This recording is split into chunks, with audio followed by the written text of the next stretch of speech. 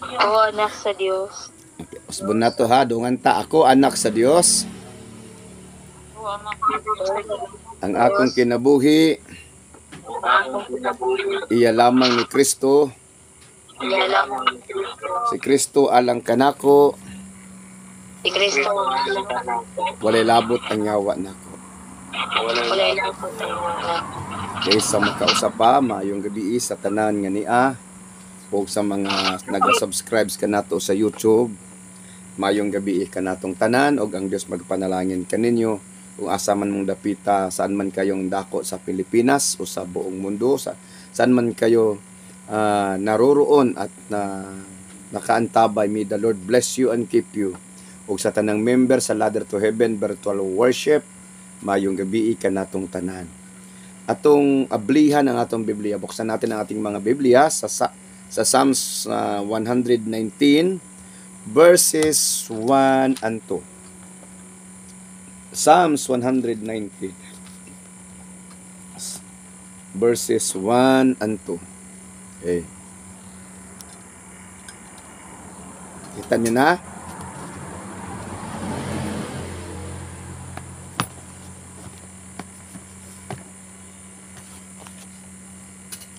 Basahon na ko ha.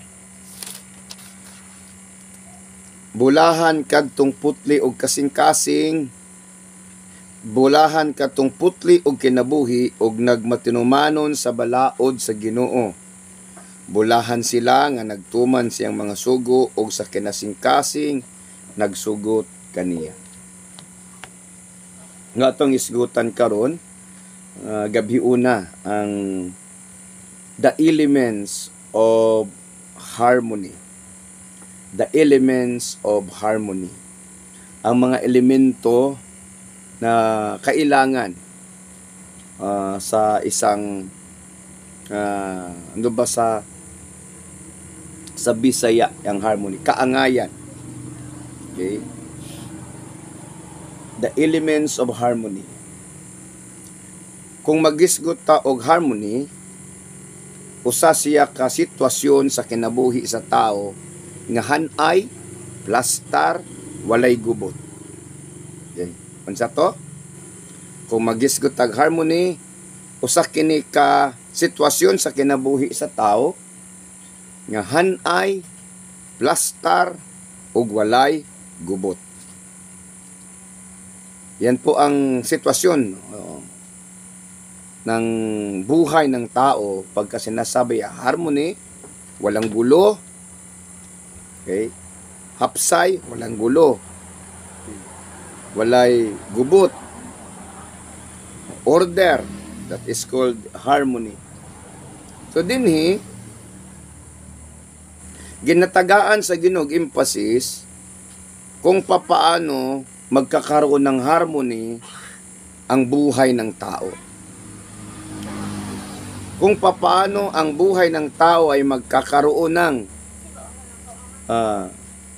kaangayan, order, dili gubot, dili salikwaot, dili siya nagkato o nagkaguliyang, kana nga word, nagkaguliyang. Kay kung walay balaod sa Ginoo nga makasulod sa kinabuhi sa tao, magkaguliyang ang iyahang kinabuhi. Nasabtan, naintindihan niyo ako?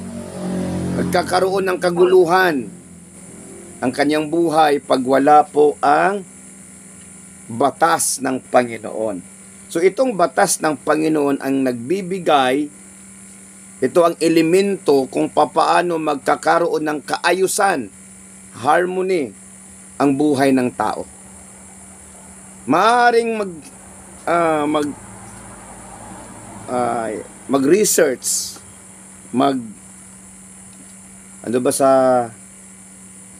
magsuri, yon ang tao kung paano magiging wasto ang kanyang buhay. Subalit kung ang kanyang pagsusuri ay malayo naman doon sa salita ng Panginoon, sa batas ng Panginoon, ay hindi magkakaroon ng long last na harmony. Yung buhay ng tao. Dili magka baton o lugway, taas-taas, longlas nga kaangayan o harmony kung dili ang pamaagi, ang balaod sa Ginoo maoy ato ang i-adapt, maoy ato ang gamiton, maoy ato ang sundon. Nasabtan nato. Hallelujah. Amen. So gikinahanglan nga alam natin kung ano ang batas ng Panginoon. Ano ang kanyang salita. Pagka ang Diyos ay nagsalita, yun ay batas. Kaya sinasabi niya doon sa Eden, sa Garden ng Eden, na sinasabi niya na huwag kayong kakain sa halaman na nasa gitna ng tanaman, sa protas, sa kahoy na namumunga na nasa gitna ng tanaman, ng garden ng Eden. So, balit yung lahat na pwede niyong kainin maliban sa nasa gitna. Yung sinasabi ng Panginoon, ayun ay batas.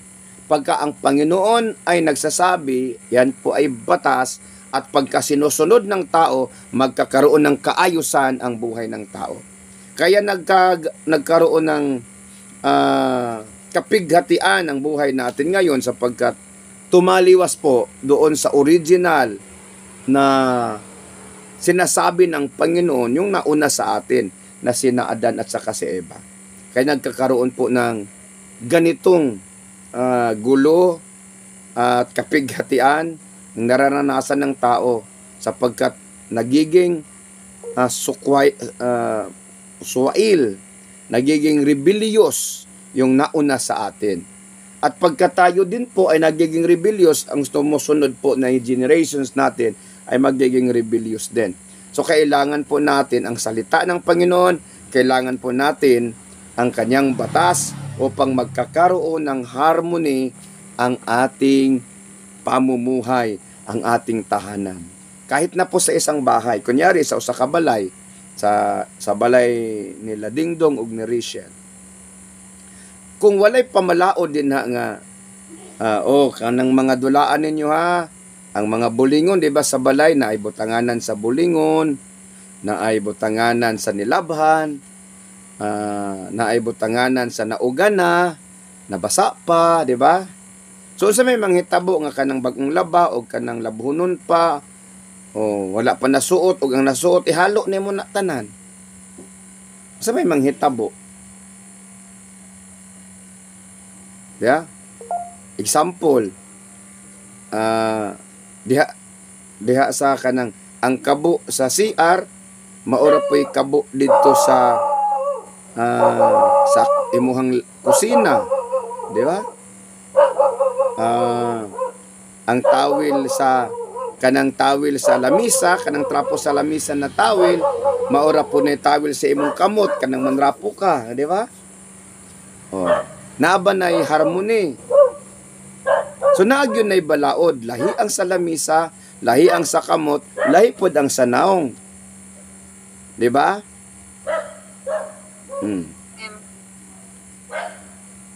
Ang balaod maghatag og kahapsay. Mao nang ang Ginoo nagbutang siyag balaod, kay kung walay balaod nga ibutang sa Ginoo, dili man mahapsay ang atong kinabuhi. Hindi magkakaroon ng katiwasayan at kaayusan ng ating buhay. Kaya nga kahit na nga sa ating katawan, when we talk about anatomy, sa ating katawan din ay naglagay ang Panginoon ng batas. Naasay balaod bagibutang. Ang ato ang kilay diha rataman, ang atong pilok diha rataman, ang balhibo sa ilong diha rataman, di ba? So kung kanang balhibo sa ilong nimo nubing, balhibo sa imong kilay, sa imong pilok, mura-murag sa buhok nga mo taas jud siya sa may manghitabo, perting gastuhan no. So naay siya gibutang na harmony, na balaod para adunay katiwasayan yung ating katawan.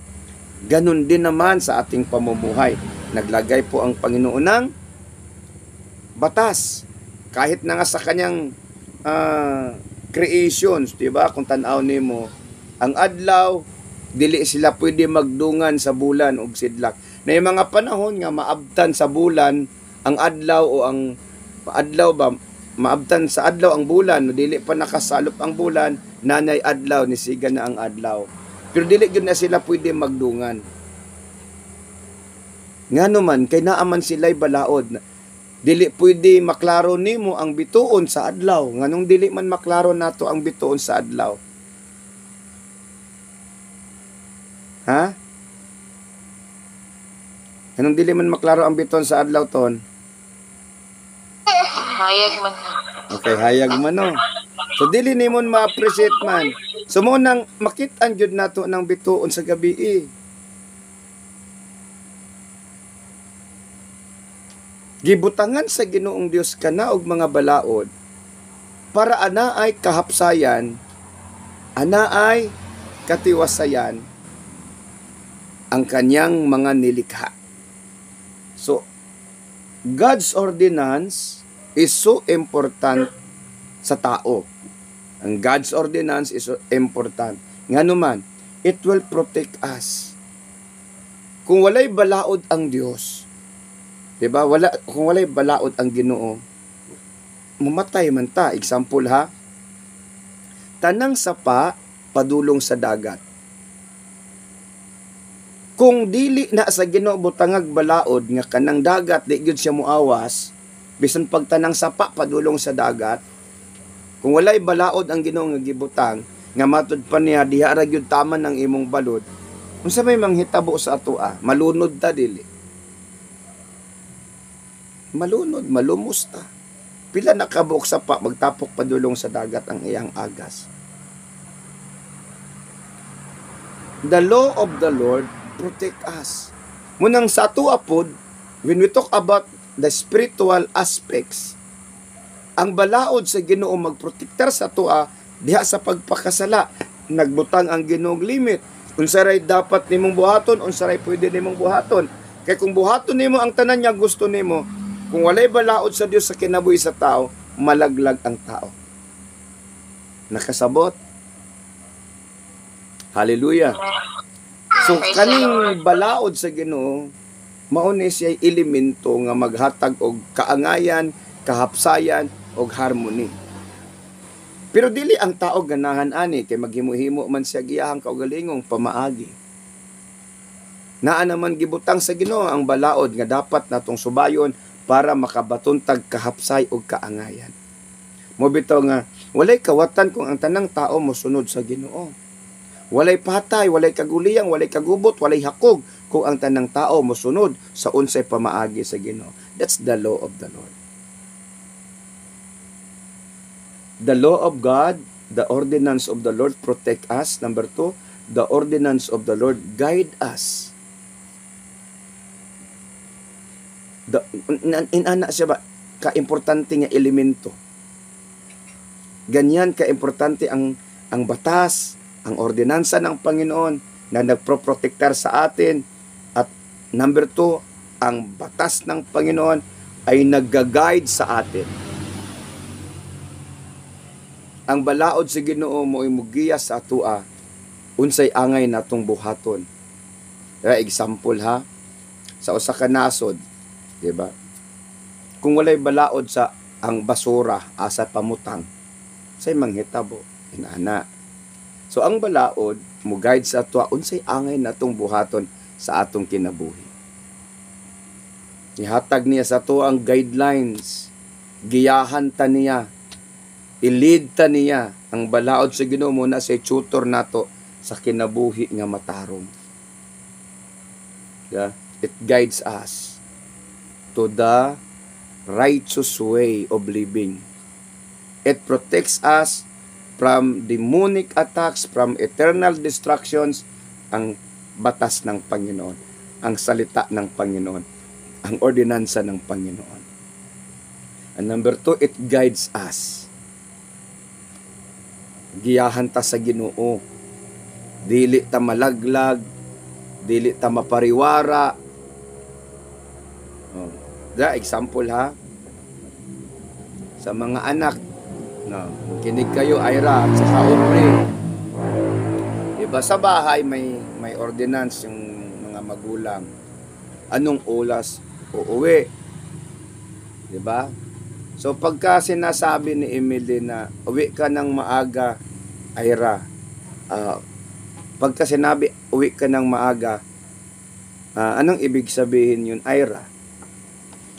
Uuwi ka ng madaling araw kasi yan pinaka-umaga madaling araw.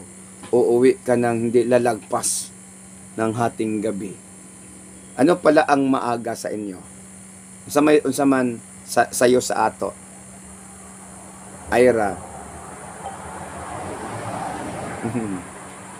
Ha? Sa taas po, sa Aubrey po nandito, Pastor. Si Aubrey na lang sasagot. Si Aubrey. Pag sinasabi ng mama mo, Aubrey, uwi ka ng maaga, Aubrey, anong oras ka uuwi? Madaling araw? O lagpas sa alas 8? O alas...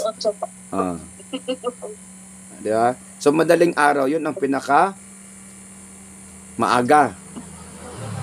Pero hindi naman yun ugali ng mabuting tao na uuwi ka ng maaga. Hindi ko niya alam, Pastor, kasi hindi na siya nag-ala.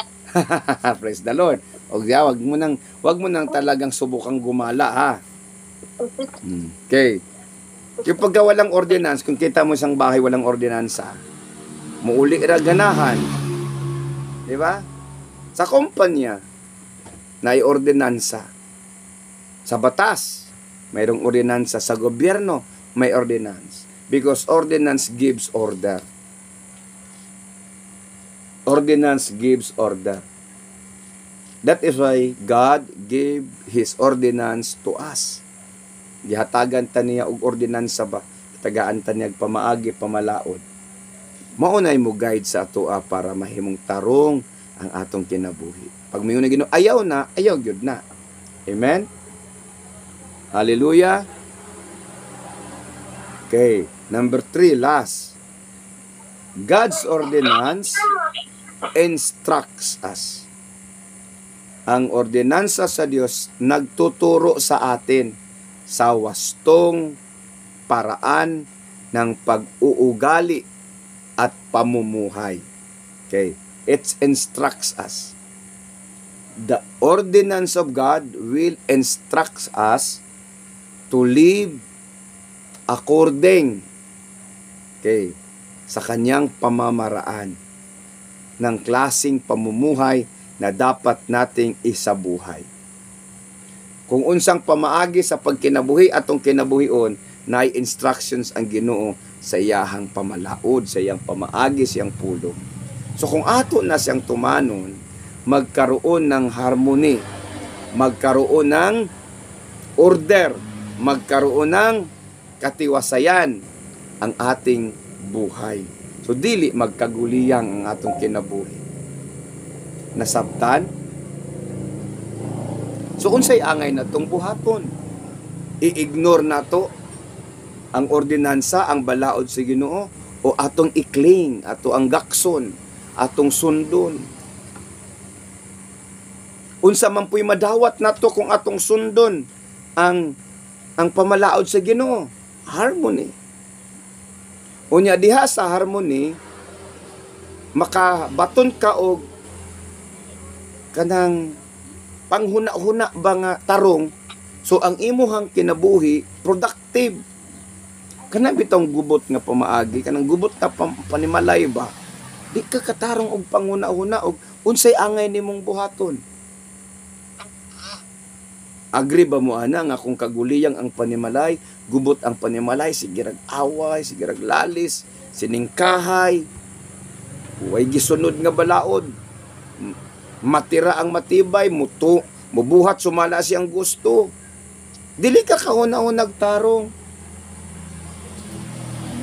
Sabtan ninyo ko. Pero kung naay balaod nga gina-impose, naay subayon ang matag usa, hapsay, tiwasay ang pamaagi, ang pagkinabuhi. Di ba kaplano kag tarong? Mobito ng kumpanya nga nung mulambo ang kumpanya tungod kay nay good management. Kay ang good management mag-impose man na og good ordinance, benefits of the company and benefits of the people. So muna'y harmony. Dili ka pwede maghatag og magtukod og kumpanya nga ang katawhan magsakripisyo, ang makabinipit sa mabulahan ra ang management. Manghawa man ang mga tao. So gikinahanglan nga adunay gitawag og win-win solutions nga buhaton nga ordinansa ang kumpanya nga makabenefits ang kumpanya, makabenefits ang mga employer, ang mga empleyado. Inana po ng sa Ginoo. Ang balaod sa Ginoo walay laing makabenefits kita. Gihatag sa Ginoo ang iyang ordinance to protect us, to guide us, to instruct us para dili ta malaglag. So unsay atong buhaton? Cling the principles, cling the ordinance of God, and practice it day after day. Practice it, kitang tanan. Practice the principles of Christ day after day. Day by day. Matag adlaw. So kung matag adlaw, ang prinsipyo sa Ginoo atong ginasunod, unsa may manghitabo sa atua, linaw ang atong pangutok, linaw ang atong pagpuyo. Kay di namang kasaputon, kay ang giingon man si Biblia, biyae ang pagkamasukanon. Dadi ni nanjud ka saputon, kung kasaputon ka moingon jud kag ay sabi. Amen. Lagot kay ka kung naibalaod sa Ginoo, ingon man ang Biblia, love your enemy. Mapugos jud kag ngisi sa iya habis na naglagot ka. Amen. Diba? Ayaw pagdumot. Kunyari, naglalis ang magtiayon, dili magdumot. So, di yung ka pwede magbungol. Ngayon man ang Biblia, ayaw palungtara ang inyong, ayaw pasalupi ang inyong kasuko sa adlaw. So, kung naglalis mo og alas 3, sa nalang ka oras mo, salop na. Di, yun pwede dong. Tingog lang yun tadong. Amen. So, munang dili ta pwede mangluod nga abot lug tag sa kasimana, Ginoo ko. Na, Emily, mong luod ka Emily, magalalis mong dondon, pagpila mong kasimana. Tiniga kaya ka dito pastor unya pagkamanula na. Oh, kanang bahala na og kanang murag dalugdog og kilat ba, murag ulan ba bunok nga ako human na dayon, di ba? Kay kanang inday-inday nga lalis dugay mo human. Pero ayaw nang punang mga upaw. Kanang abi ninyo ang kanang lalis nga nindot kanang debate ra ba? Debate. Pangatarungan. Hindi bang gyud pwede nga di magdebate. Ang lalis man sa magtiayon debate man. Debate dili man ang lalis nga kana ganing lalis nga murag mga iring og iro. Kay naay gusto ang babae, dili gusto ang lalaki, naay gusto sa lalaki, dili gusto ang babae, so naay argumento. Pero kung naay balaod, mabitaw nang nabalaod bitaw sa lalis, dili magdungan og sulti. Di ba? Anya karon nung nudungan mo sulti, di ba magkasinabot. Yahay raman mo sulti, wa may maminaw. Muna nga kinahanglan nga naay balaod. Munang ang Ginoong Dios nagbutang siya og balaod. Nga dapat atong sundon unsay balaod sa Ginoo kay ang makabenefits ani kitara. So that's the elements of harmony, the law of God, the ordinance of God. Nasabtan nato. So dili nato pwede nga i-bypass ang pulong sa Ginoo. Kay diha man nato masayran og masabtan ang balaod sa Ginoo. Diha nato masabtan ba? May tungod sa unsaon nato ang atong kinabuhi. Nga adunay kahapsay, adunay katiwasayan. Oh, kung isa nasuko, nya kasukuno na kay ka. Oh, nawa na nang babae hilom sa ba? Hilom sa ako si sulti ba? Hilom sa. So muhilom sa ka.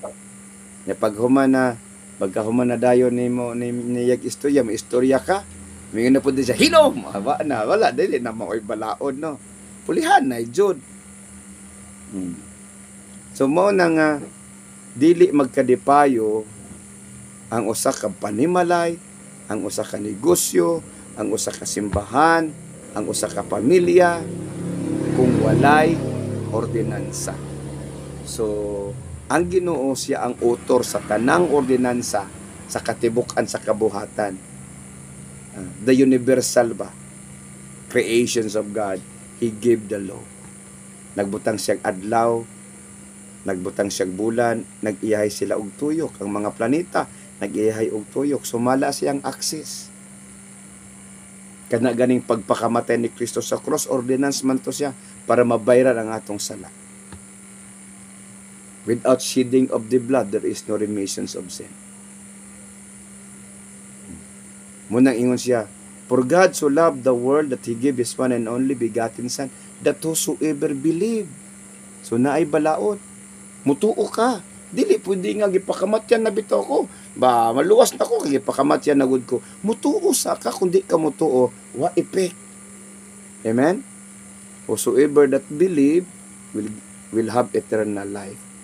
So, ingon ang Ginoong Dios nga kung ayaw na. Kung kana, sige, muni buhata. John chapter 14 verse 15, if you love me, keep my commandments. Bisan gani sa law of love. Ang love na ay law, na gitawag og law of love. Unsa may law of love? Tata. Kani agi man ni si tata og grabing pagka-in love jud. Yeah, unsa? Respect. Oh, I respect.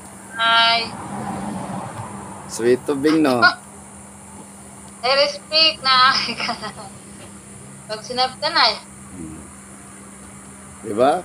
So, kunyari, mayon kag nahigugma ka o niya, di ka mo respeto, diba? Wala effect no.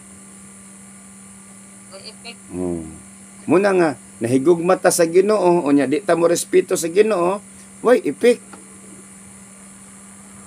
Amen? Ngayon saon man ako pagkahibalo, nga nahigugma ko sa Ginoo, pastor, ingon siya, if you love me, keep my commandments. So, naaday siya isugo. So, ato ang gunitan, ato ang ampingan, asa man pud nato ampingan. Psalms 119 verse 11. Asa daw nato ampingan? Psalms 119 verse 11, I will hide your words in my heart so that I cannot sin against you. Asa gitipigan? Asa dapat tipigan ang balaod sa Ginoo? Ang pulong sa Ginoo? Asa dapat tipigan? Sa kasing-kasing. Amen. Sige, pangutan-on ta mo, kamo nga nasa YouTube. Naa ba na balaod o pulong sa Ginoo ang inyohang kasing-kasing karon diha? Pila man pud na kabuok? Puno ba pud na? O kamo nga naa sa virtual ministry. Pila man pud na din naa sa inyong kasing-kasing ng ordinansa sa Ginoo, puno ba pud na? So kinahanglan nga ato ang tipigan. Ang word nga tipig, deposit. Amen? And deposit. So kung mag-deposit ta, ato aman ang ampingan, ato aman ang monitoron. So monitoron pud nato na kanang pulong sa Ginoo diha sa atong kinabuhi, diha sa atong kasing-kasing ba, para dili ta makasala batok sa Ginoo. Nganong dili man ta makasala, pastor, kung ang pulong sa Ginoo atong ginamonitor, mao man to'y magpahinumdum sa atoa. Kada pulong sa Ginoo nga nasa atong kasing-kasing, mao to'y magpahinumdum sa atoa nga makabantay ta ba nga kanaday atong gibuhat, kanaday ang move nato, kanaday feelings nato, kanaday emotions nato, dili day siya pwede maunay maghari kay makalaglag siya. Example, suko na kayo ka, di ba normal man yun nang masuko ka, magdumot ka.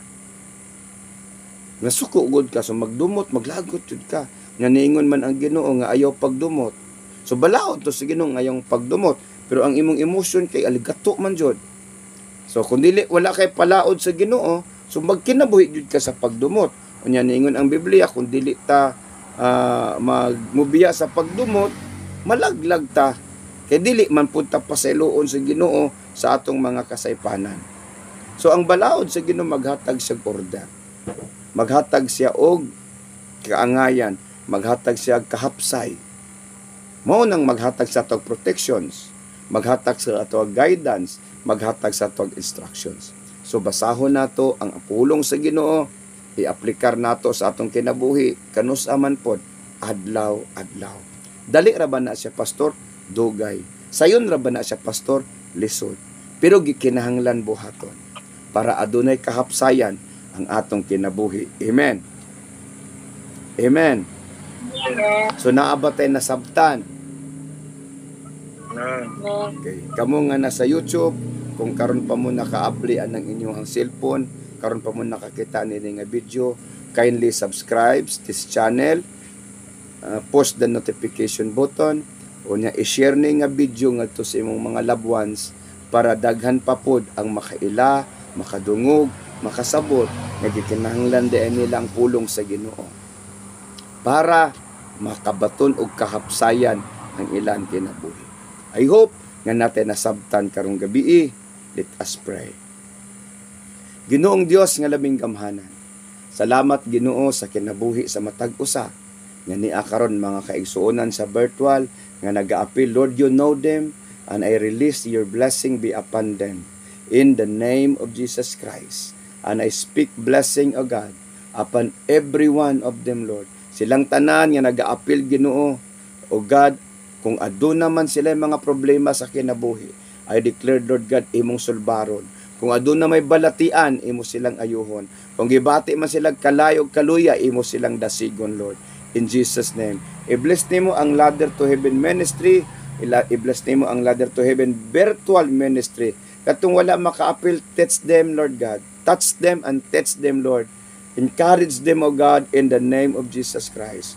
O Lord, nagaampo ako amahan nga balaan nga kini Ginoong Dios nga naga-subscribe ni ini Ginoo, Lord God, hallelujah, nga channel imong panalanginan nilang kinabuhi. Kung karon pa sila Ginoong Dios naka-tune in, I pray Holy Spirit, kung naa sila problema, help them, Lord. Kung naa sila balatian, help them, O God, in the name of Jesus Christ of Nazareth. I proclaim it, Lord God. I declared it, O God, in Jesus' name. And I speak this blessing to you. Say amen when I declared it to you. The Lord will bless you and keep you. The Lord will bless you and His face shine upon you. The Lord will bless you and be gracious to you. The Lord will bless you and give you peace. Peace be to you and into your house and everything that you have. In Jesus' name, amen and amen. God bless you.